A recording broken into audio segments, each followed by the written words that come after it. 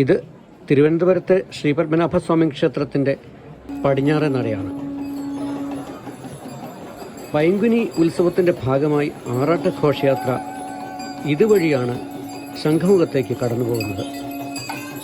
ശ്രീകോവിലിൽ ദീപാരാധനയ്ക്ക് ശേഷം ശ്രീപത്മനാഭസ്വാമിയെയും നരസിംഹമൂർത്തിയെയും തിരുവമ്പാടി ശ്രീകൃഷ്ണസ്വാമിയെയും ഗരുഡവാഹനത്തിൽ ഇതുവഴി പുറത്തേക്ക് എഴുന്നള്ളിച്ചു. രാജവാഴ്ചക്കാലത്തെ പോലെ ആനയും അമ്പാരിയും അശ്വാരൂഢ സേനയും വാദ്യഘോഷങ്ങളും ആറാട്ട് ഘോഷയാത്രയെ അതിഗംഭീരമാക്കി. 1750 മാർത്താണ്ഡവർമ്മ മഹാരാജാവ് രാജ്യം ശ്രീപത്മനാഭന് അടിയറ വെച്ച് ശ്രീപത്മനാഭദാസനായി ഭരണം നടത്തി. തുടർന്നു വന്ന തിരുവിതാംകൂർ ഭരണാധികാരികളെല്ലാം തന്നെ അതേ പാത പിന്തുടർന്നു പോന്നു. ഇപ്പോൾ രാജവാഴ്ചയില്ലെങ്കിലും ശ്രീപത്മനാഭസ്വാമി ക്ഷേത്രത്തിലെ ഉത്സവം രാജവാഴ്ചക്കാലത്തെ പോലെ തന്നെ ഇന്നും നടന്നു വരുന്നുണ്ട്.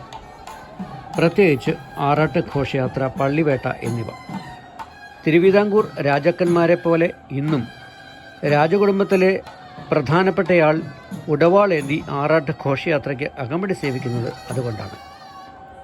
വള്ളക്കടവിൽ നിന്ന് വിമാനത്താവളത്തിനുള്ളിലൂടെയാണ് ആറാട്ട് ഘോഷയാത്ര കടന്നുപോവുക.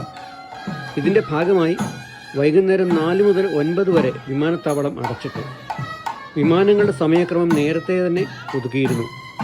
ഇത്തരമൊരു ഏർപ്പാട് ലോകത്ത് മറ്റൊരിടത്തുമില്ല. ക്ഷേത്രത്തിൽ നിന്നും 5 കിലോമീറ്റർ അകലെയുള്ള ശംഖുമുഖം കടലിലാണ് ആറാട്ട് നടക്കുക എന്ന് പറഞ്ഞല്ലോ. ഏകദേശം 7 മണിയോടുകൂടി ശംഖുമുഖത്തെത്തി. ശംഖുമുഖത്തെത്തിയാൽ വിഗ്രഹങ്ങൾക്ക് ഇറക്കിപ്പൂജ പതിവുണ്ട്. പിന്നെയാണ് ആറാട്ട്. ത്രിവിക്രമമംഗലം മഹാവിഷ്ണു, ശ്രീവരാഹം ലക്ഷ്മീവരാഹമൂർത്തി, ഇരവേരി ശ്രീകൃഷ്ണസ്വാമി, തൃപ്പാതുപുരത്തപ്പൻ തുടങ്ങിയ ദേവന്മാർ ആറാട്ട് ഘോഷയാത്രയെ അകമ്പടി സേവിച്ചു. ആറാട്ടിന് ശേഷം എഴുന്നള്ളത്ത് തിരികെ ക്ഷേത്രത്തിലെത്തിയതോടെ പൈങ്കുനി ഉത്സവത്തിന് സമാപനമായി. പൈങ്കുനി ഉത്സവത്തിന് കിഴക്കേ നടയിൽ പഞ്ചപാണ്ഡവന്മാരെ അണിയിച്ചൊരുക്കി നിർത്തുന്നത് പതിവാണ്. അതെന്തിനാണെന്ന് ഇനി പറയാം. വനവാസകാലത്ത് പാണ്ഡവർ അനന്തൻ കാട്ടിലുണ്ടെന്നറിഞ്ഞ് ദുര്യോധനാദികൾ ഇവിടെ എത്തി.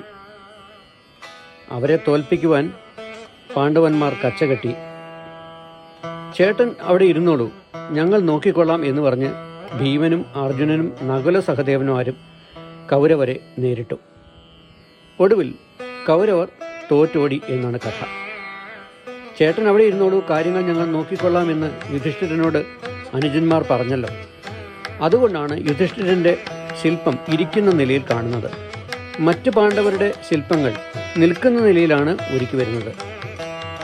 പാണ്ഡവരും കൗരവരും തമ്മിലുള്ള യുദ്ധത്തെ ഓർമ്മിപ്പിക്കുന്ന വേലകളിയും ഈ ഉത്സവത്തോടനുബന്ധിച്ച് നടത്തി വരാറുണ്ട്.